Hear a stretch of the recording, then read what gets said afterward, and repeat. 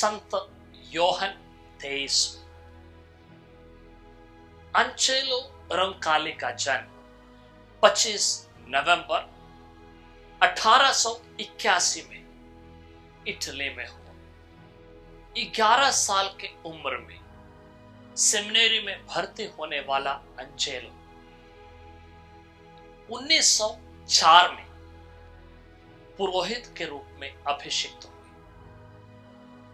उनका प्रथम नियुक्ति बरगामो के धर्माध्यक्ष के सचिव के रूप में हुआ। सन 1915 में जब पहली बार इटली विश्व युद्ध में हिस्सा लिए, तब अंचेलो को सैनिक पादरी के रूप में नियुक्त किया गया। 1925 में वे बुल्गारिया में संत पापा के प्रतिनिधि के रूप में नियुक्त किए गए। वहां से उन्हें तुर्की और तुर्की से यूनान में संत पापा के प्रतिनिधि के रूप में भेजा गया। 1944 में वे यूनेस्को में वाटिकन के स्थायी समीक्षक के रूप में नियुक्त किया गया। स्थायी समीक्षक के रूप में उन्होंने यूनेस्को के 1951 और 52 के सभाओं को संबोधित किया। सन 1953 में वे वेनिस के कार्डिनल पैट्रियार्क बन गए। सन 1958 में संत पापा को चुनने के लिए जो निर्वाचित सभा का आयोजन हुआ, उसमें वे हिस्सा लिए और उसी सभा के अंत में उन्हें संत पापा चुना गया। संत पापा चुने जाने पर कार्डिनल अंचेलो रोंकाली ने क्रिस्त के प्रिय शिष्य योहन का नाम स्वीकार किया।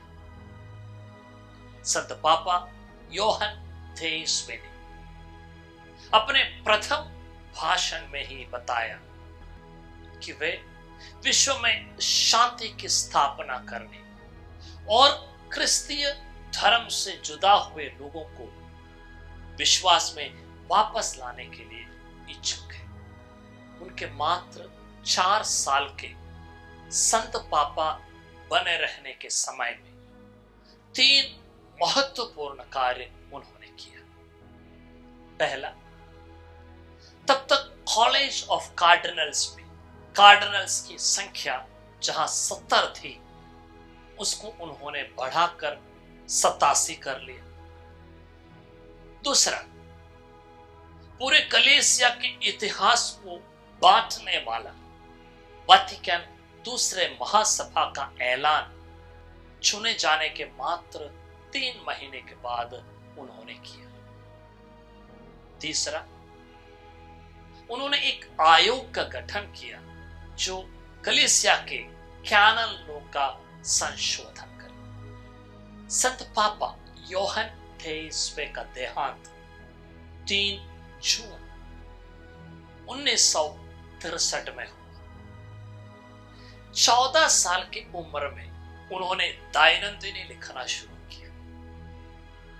उनके अनुमति के अनुसार उनके मरने के बाद उस दैनंदिनी को जर्नी ऑफ ए सोल नाम से प्रकाशित किया गया। हर संत के पर्व दिन या तो उनके मृत्यु के दिन रखा जाता है या उनके जन्म के दिन। सिर्फ संत योहन 23वें का पर्व वाटिकन महासभा के शुरुआती दिन का तारीख में रखा गया है।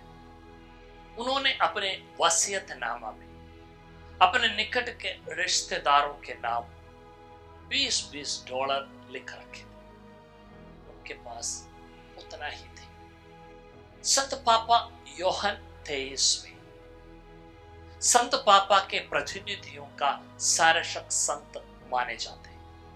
कलीसिया में जब उन्हें अधिकार मिला तो संत पापा योहन 23वें ने उस छोटे से समय में पवित्र आत्मा से प्रेरित होकर कलीसिया के बदलाव के लिए महान कदम उठाए।